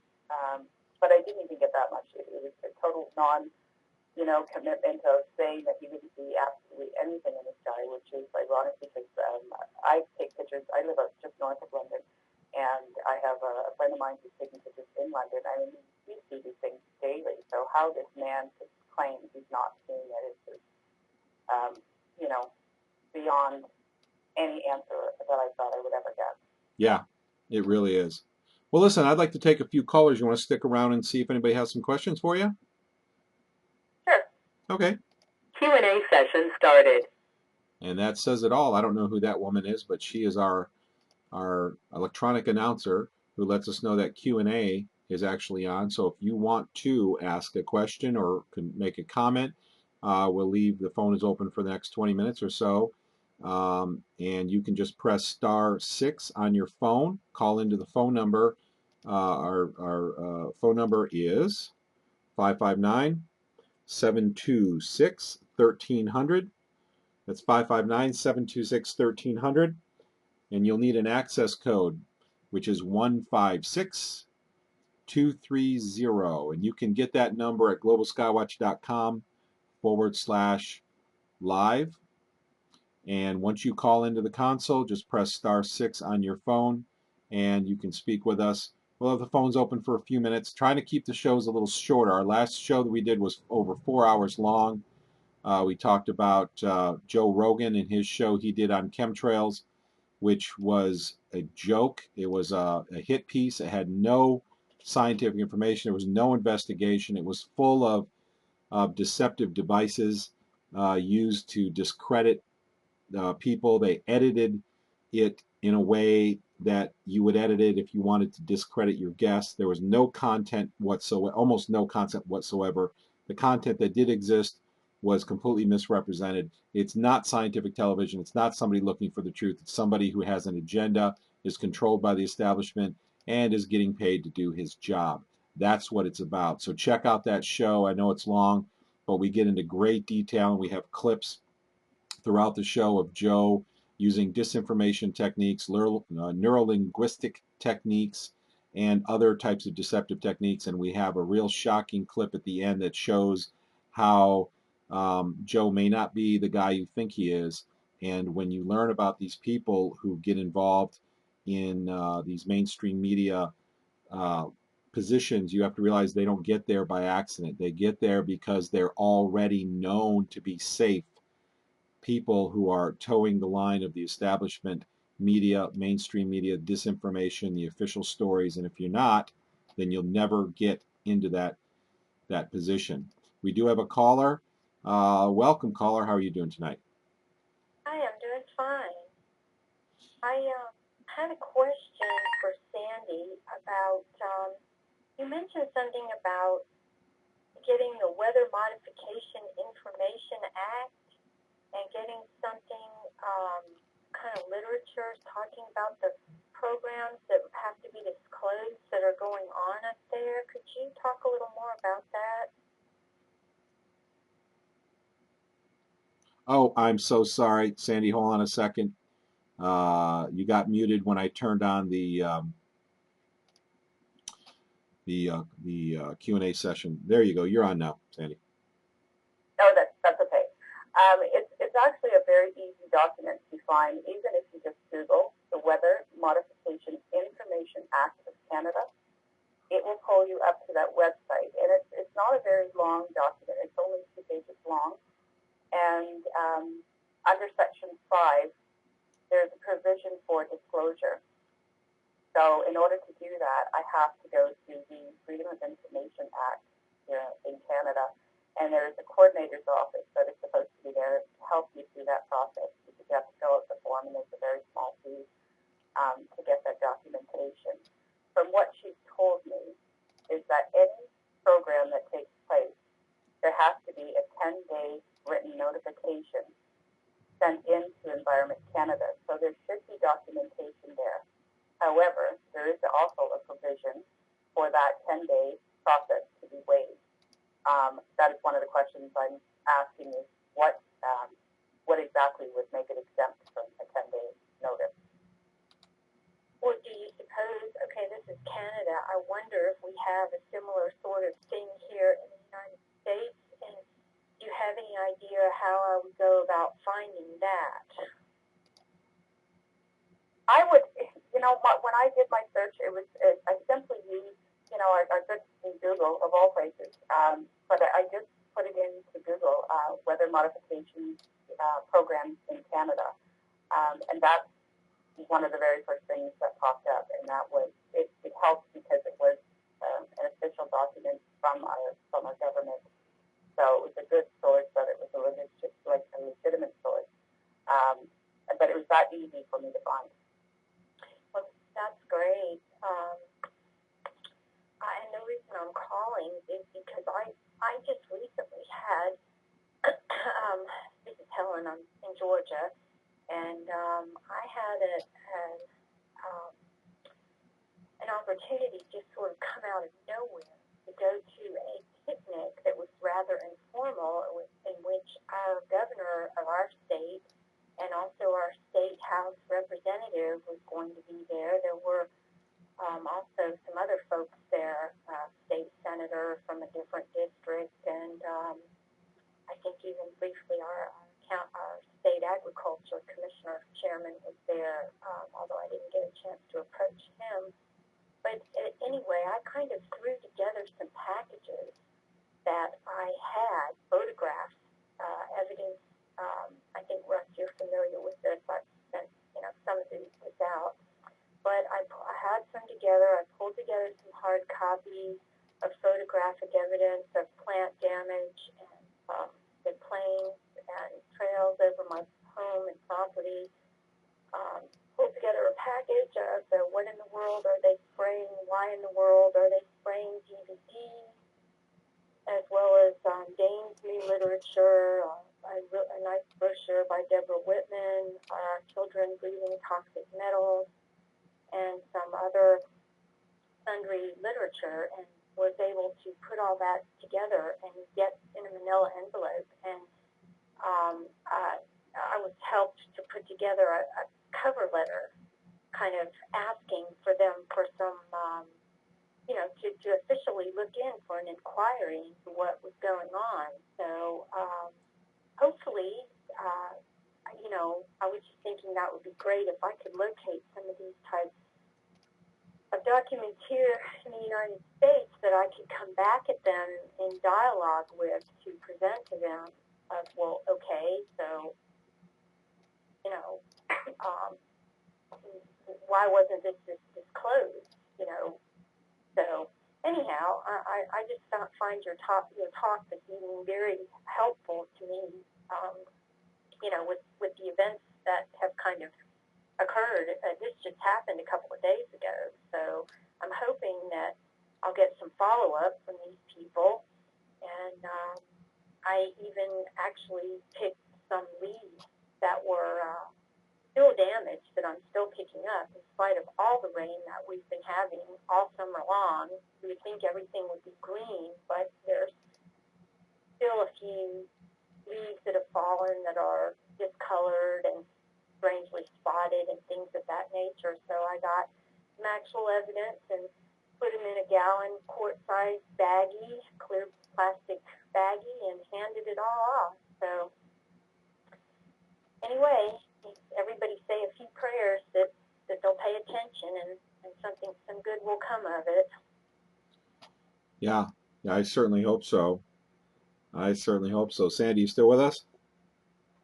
Yeah, I am. I think the important thing is just to keep pushing, because I think that's one of the tactics is to ignore the things you hand them, ignore the phone calls. So I think it's really important that even though initially you may be getting ignored or you're not getting a response, is to keep pushing and pushing and pushing until you do get some kind of answer, some kind of response. Because I think they're hoping you do just back off. I think they're hoping that you're so frustrated that you just give up. So I think you just have to find it within yourself, as frustrating as it can be some days. Just keep going ahead and making those phone calls. Keep informing people. Keep talking to people. I have neighbors here who see me, constantly taking pictures of the sky. But in doing so, that's gotten them to ask, why are you taking pictures of the sky? But it gave me an opportunity to talk to them. It allowed me to find out that the reason I don't always see these planes in the sky is because they're now spraying at 6 o'clock in the morning. So I don't catch them all the time. But it's just really important that no matter how frustrated you feel, we have to really stick together and just keep pushing and pushing for those answers. You get out there and protest, let them know we're not going to consent to this. Yeah. Well, thank you, Sandy. Thanks a lot for the information tonight. No, you're welcome. Yeah. And good luck. Yeah, thank you. Thank you, caller. I know who you are, but I don't say your name unless you say it because I respect everyone's privacy. But nice to have you. Nice to hear your voice. All right. Thanks. All right. Bye-bye. Well, that's it. We have a lot of power. It's not uncommon for me to hear stories of people who call into officials, and those officials their voices start quivering. They get nervous. It's amazing what happens when you push back intelligently. We had a situation years ago where this is a little bit deep, but my business partner Laura actually signed the words "without prejudice" on her driver's license above her signature, which you are allowed to do under UCC 1-207. And what that does is that retains all of your, constitutional English common law rights in the execution of your driver's license contract. And a few months after her renewed driver's license, several months later, she got a message from Harry Scott from Tallahassee. We both lived in Florida at the time. Tallahassee's the capital, and Harry Scott, chief of records, sent her a letter, threatening letter. It was very nice sounding, but it basically said, hey, there's been an error in the issuance of your driver's license. Please go back to the DMV and get another one. There will be no fee for it. If you don't do this in 30 days, your license will be revoked. And she, with the help of the political party that we were working with, we drafted a letter back to Harry Scott and said basically under UCC law she has the right to do this. To claim otherwise and be a public official, you are executing deception under the color of law, malfeasance under the color of law. You are committing mail fraud because you sent this letter through the mail. Please do not contact me again on this matter. And guess what? Tallahassee never contacted her again, and she never had her license revoked. She pushed back properly and knew what her rights were and her power with the help of the political party we were working with, which was a small third part, one of the small political parties. And they were very intelligent people, and she was able to retain her English common law and constitutional rights in the execution of her driver's license contract. Incidentally, here was the long-term effect, and this is kind of funny. You think about the power that you have, is that when she went back, or my brother actually came down and stayed for a while, a few months later, and stayed with me in Florida during the summer, and he had to get a driver's license because he was going to be in town for a while, so he had to get a Florida license. He went in and he did the same thing.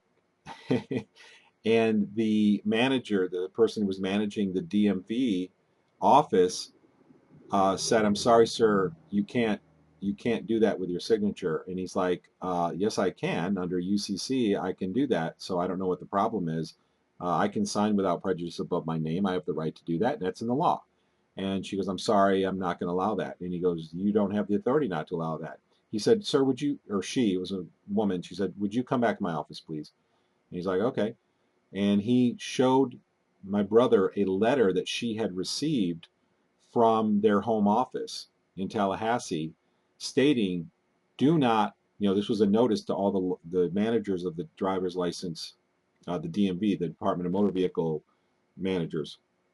And it said, do not allow people, essentially, do not allow people to sign without prejudice over their names when you're issuing driver's license. This is a policy. This is how they get you a lot of times, is that if they made this a law, it could have been refuted in court, and it would be illegal because you can't make a law that conflicts the existing law without refuting the existing law, simply speaking. So it wouldn't hold up in court. So they didn't make it a law that you couldn't do that. What they did is they made it a policy, and a policy is like a short wall. And most people who come up against policy won't fight the policy. They'll just give up, and therefore the state then accomplishes its goal because you didn't fight back. You didn't keep pushing for your rights.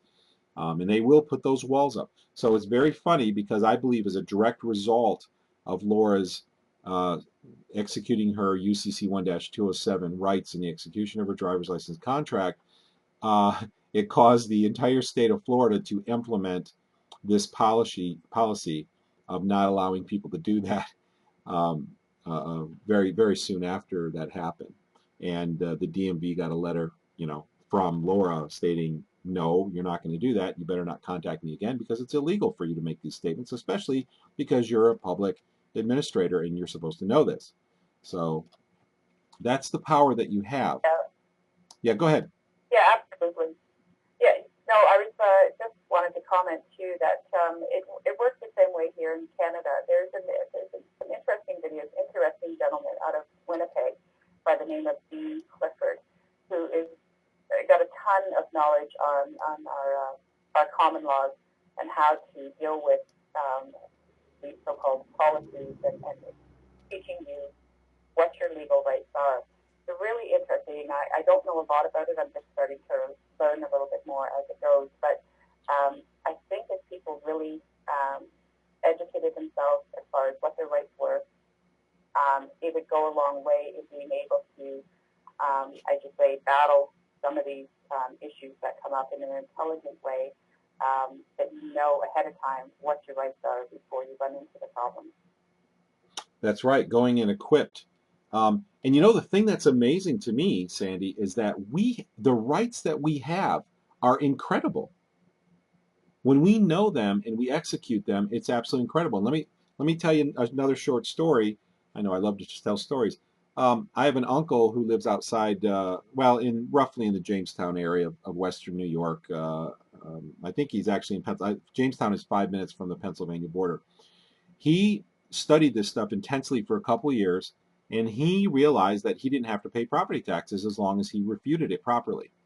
And so he did. He put in his notice with a local clerk and did all of the right paperwork and said, I'm not going to pay property taxes anymore. Thank you, though. Appreciate everything. You know, no conflict, no trouble, just I'm opting out.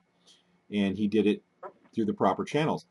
Well, the sheriff came there. They sent him notices. He properly refuted all the notices. They sent him scary letters in the mail. He properly refuted all the scary letters. Finally, the auction came after a year or whatever. Sheriff came and put a sign in his front yard stating that this house was going to be put up for auction. The house was actually listed in the auction listing for the state. And then they went house, and this is how they do it. They go, you know, they have an auction place, and you're supposed to go look at the houses you want to bid on, and then you go to one place and everybody puts in their bids, because I've gone to those events actually years ago. Well, guess what? They went right down the list, house by house by house by house by house. When they came to his house, they skipped it, and they went right on, and then they closed the auction. They never, and this is the point I'm trying to say to people by telling you this, is they will try to scare you. They will send you the scary letters. They will push you to the very limit. You'll put a sign in your front yard, say you're going to lose your home, we're going to auction it off. But when the rubber meets the road and that house was supposed to go up for auction, they skipped it. They didn't want to fight it because they knew how much trouble they could be in if this guy really understood his rights. So he won. Yeah, and I mean, I think that's really empowering when you know what your rights are. I mean, we had a gentleman here in London that was pulled over by the police because he didn't have a proper license on his vehicle. And the police had pulled him over. He gave them his information and declared himself a free man under common law. And even the local police did not know what to do with that information. Long story short, this man knew what his rights were. The police had no authority to pull him over because you really don't need a driver's license. A driver's license is for when you're transporting people or a product. You are allowed to drive on the roads without a license because you're, in fact, traveling. You're not driving. But once people know that, I think the more people know that, and it's not just, you know, driving laws, it's a lot of our rights that we've been told we're not entitled to, and in fact we are. They're inherent laws, inherent rights, sorry. That it's very empowering, and it makes it easier when you're calling public officials or whomever to know what your rights are, to know what you're doing is the right thing, that they are just another person on the other end of the phone, and again, they may not know what is going on. They may not have the proper information because everything is so compartmentalized that quite often they don't. So for yourself to make those phone calls, it helps that, you know, you have the information you need prior to going in, so you're able to handle and deal with the walls that are going to be thrown up in front of you, because that's exactly what they're going to do.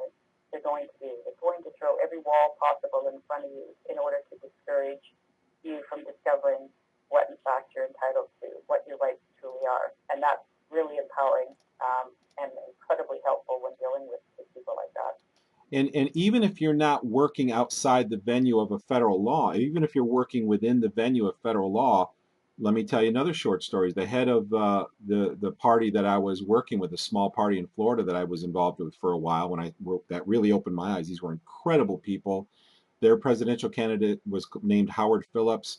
He was the only guy in history to recommend to the president. He recommended to President Nixon that his department, his complete State Department, was shut down, or his department of the under the executive branch was shut down. He said, we're serving no valuable purpose and we're wasting a lot of money. Would have put him out of a job. But Howard Phillips was the presidential candidate, Anyway, this guy who was the Florida head of the taxpayers party had a lot of people come to him for legal help, even though he wasn't a lawyer. He didn't practice law, but he would accompany them and help speak for them. And this woman had her child taken away by the child services in Florida, and it was unjust and unlawful. And so he went with her to the department that handled that, and the woman behind the desk stated, "Well, the statutes say this, this, and this, and so we have the right to do that." And he said, "Would you please show us the statute book?" And amazingly, she pulled it out and showed where it was, or could actually showed where it was written, where they supposedly had the authority to do that. But he looked down, there was item A, B, C, and D, and he said, "You see item D there? That's one of the options. We choose that one. Under that option, you can't do what you did.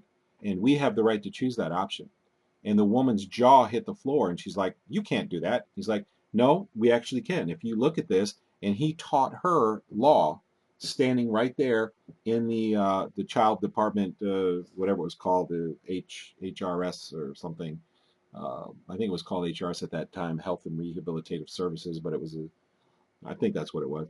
But whatever it was, um, he was teaching her law, and the woman, shortly thereafter, within a few days, got her child back as a result of this man going in and showing the woman behind the counter what the law really said. So these people, many of these people don't even know.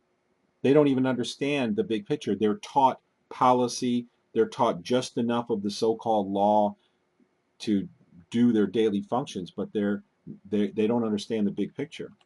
So No, and I mean, they've complicated the law so much that most people really don't understand the full scope of it. That we have the same kind of events happening here. I've known of a few cases, and in one in particular where the young lady has used common law to get her child back. The gentleman, for anybody listening in Canada, even people in the United States or elsewhere, the website is quite interesting. He's been arrested numerous times and has had every charge thrown out. But he's quite knowledgeable on that. His name is Dean Clifford. And if you just Google that name, it'll pop up his website. But and he does very much the same thing. He helps people through the process of the court system, of how the court system works. Like I said, I'm just in the beginnings of fully understanding it, because I'm also kind of interested to see if we can help in any processes through dealing with the government in getting some information from them. Is there any avenue we can take that way? But it's really an interesting thing that we're never taught this in school, what our true rights are, for reasons. So I think it's important for people to know that, regardless of what situation they're doing. But like I said, I'm hoping that with this information that I'm trying to understand completely and fully, that it will help in the process of obtaining information through Environment Canada to see what I can do with that. absolutely, and I would encourage people, if this is an area of interest to you, it is very. I love law. I mean, most people yawn at the things I'm interested in, like electronics and law, but I love this kind of stuff because law is the foundation that virtually everything you do in your life has some place in so-called law. The way you drive your car, the speed you drive, the type of car, how your car is designed, where you walk. I mean, everything has some basis in law, and and it's kind of hidden from view. People don't think about it very much, but it's always there, and it's very powerful. One other thing, I think these are empowering stories when you hear about people who've taken control of situations that you usually go into feeling powerless. I know another guy Right. who was in Maryland, and he got a traffic ticket, and so he accepted it and he signed it correctly the right way. He knew what to do. He went to traffic court a couple of days later, and he wouldn't go across the little wall where the golden Right. French flag was flying, and eventually uh, demanded that before he entered that venue that they change it to a regular American flag. Eventually they did, with much bickering. So he got in there and he had a Bible with him, and he said he got up. He was put up on the stand, and there was a defense attorney. I guess they had the prosecutor was there naturally, and they were going through their little thing, and he said, I'm not going to make a pleading. This in my hand is my law, and this is the law that I live by. I do not recognize your venue. I do not recognize your jurisdiction in this case because blah blah blah.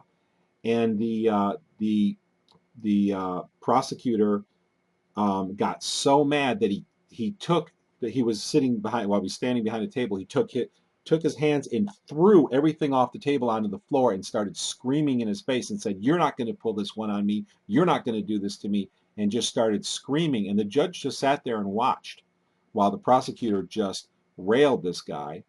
And then the guy just held up his Bible and said, "This is my law. I am not under your venue or jurisdiction. I don't make a pleading. May I leave? May I leave?"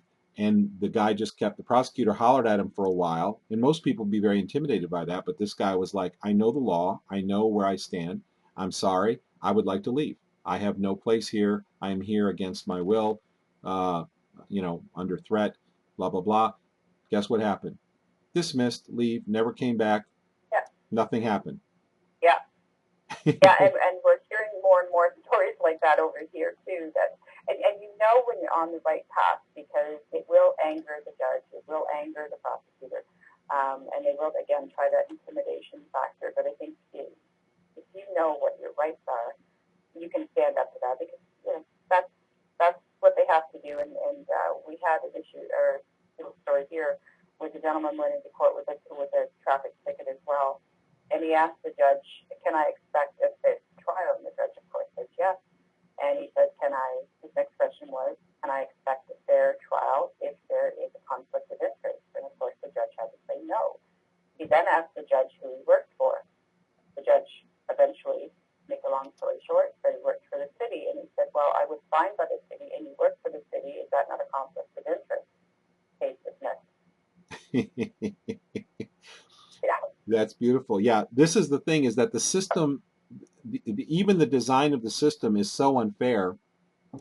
And it should be designed, I think the original design was pretty good, but and there's a lot you could talk about there, but the bottom line is it's been corrupted and changed so that the state has a lot of power and you don't have power. Your power has been taken away. And at least that's it looks like your power's been taken away. It every obstacle that they could possibly put up to make it look like you have no power, so you simply believe it and you give in and you live your life under this bondage. And it doesn't have to be this way. And it's the same thing with chemtrails. No, it doesn't. Yeah, it doesn't have to be this way, but we have to take the time to learn about this stuff. I put in many hours myself learning a lot and understanding the big picture of this.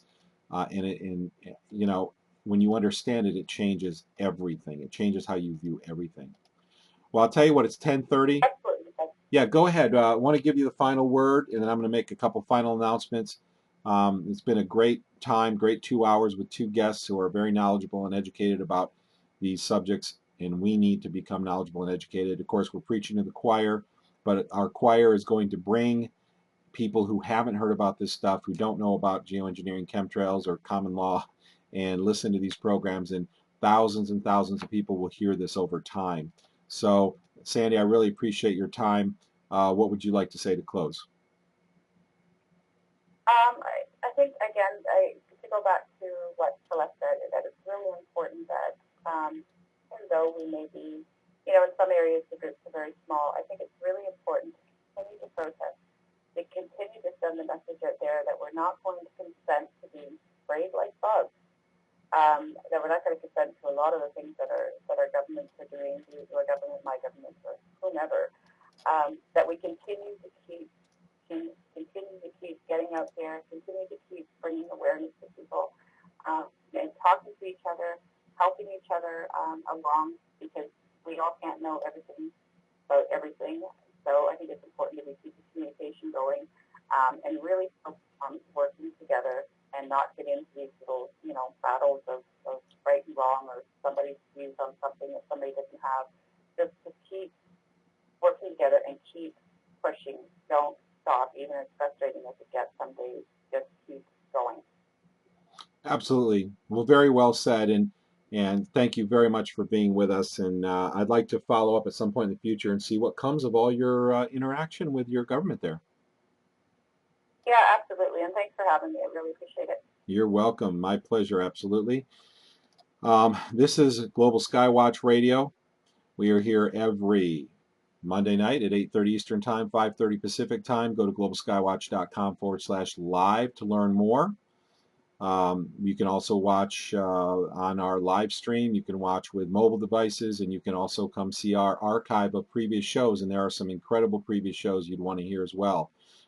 Tonight I planned on doing a show on deception, and after suddenly having contact with these two guests, I realized that this is the show that I needed to do tonight. I needed to get this information out there about what Sandi was doing, working with her local government to educate them and open their eyes and to get some answers from them. And in the process, a lot of good comes from that. Pushing back, people in government become more aware, more awake.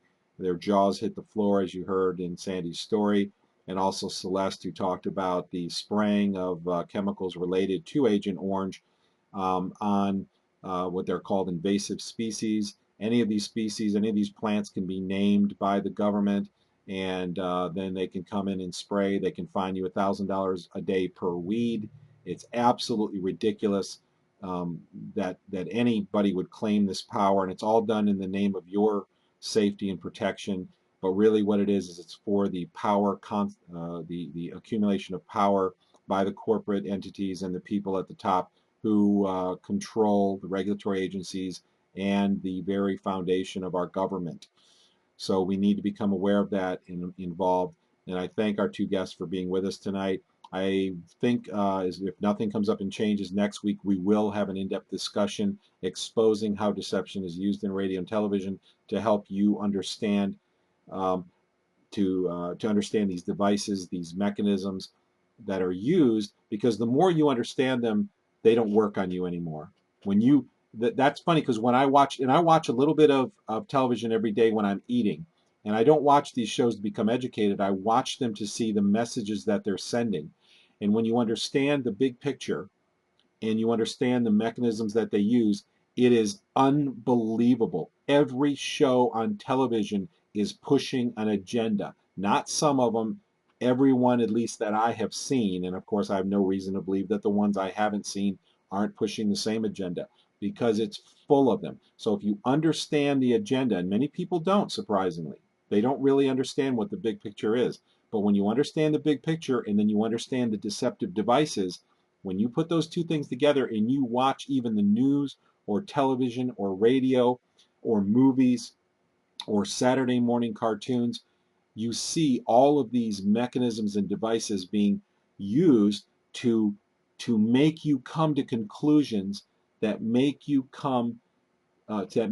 act in a way and draw the conclusions that a certain group of industrial power brokers want you to believe.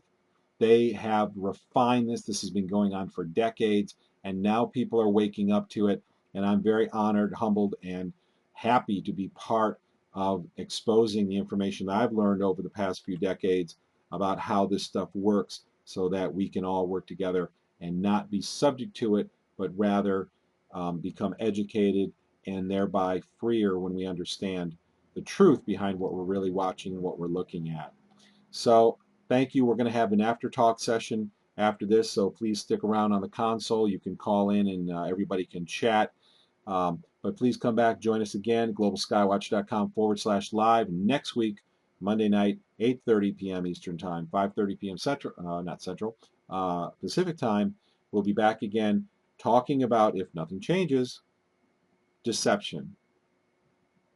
Thank you all and good night.